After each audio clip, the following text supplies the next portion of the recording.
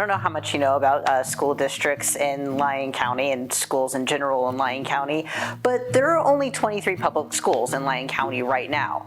However, there actually used to be over 118. Those were all individual schools that were all their own individual districts. This was because prior to consolidation efforts in the 40s and then getting restarted in the 50s and 60s, every single school was just sort of its own district because that was just the number of students that were there in a certain area. Because you have to think, there's not a whole lot of public transportation that's super easy to get around. So there's going to be a lot more schools throughout the county.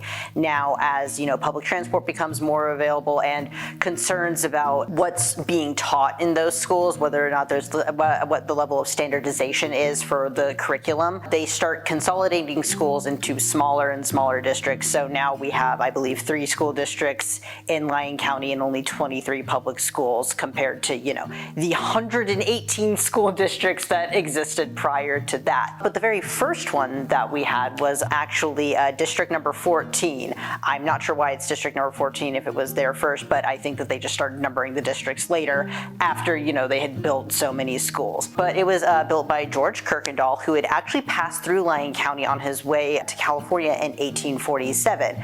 He comes back 10 years later in 1857 and establishes the first public school in Lyon County, which is pretty cool. I mean, it speaks well for Lyon County that, the guy came back 10 years later. It was like, hey, I'm going to build school. So the original building was fairly small, located sort of by the Cottonwood River. But by 1858, 1859, they had actually built a larger school to accommodate more students. So after they built that school, it was across from the Zion Church, which would be built in 1888. But because there was no church there yet, they would actually hold church services there in the Civil War, starting in about 1863 or so, and would continue all the way up until the Zion Church was built. There was a lot of other things that happened, though, in between that time. Actually, in 1878, the school was destroyed by a cyclone, so they had to rebuild it again, and then they rebuilt it one more time in 1907. By 1907, they had renamed the school from Kirkendall to Valley Star after a poem by Robert Browning. It was one of the largest schools in the area. Actually, there's a very famous and notable Lyon County person who both attended and taught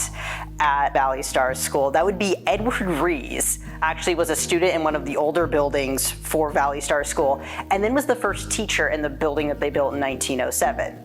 So that's pretty cool that this guy who, is famous for helping to start Veterans Day, which Emporia is the founder of, actually taught and was a student at the first school in Lyon County. But the school did eventually close in 1965 because there was so little attendance, and as I said, during those decades there was a lot of school consolidation, so it did unfortunately close. It is now a house, I believe.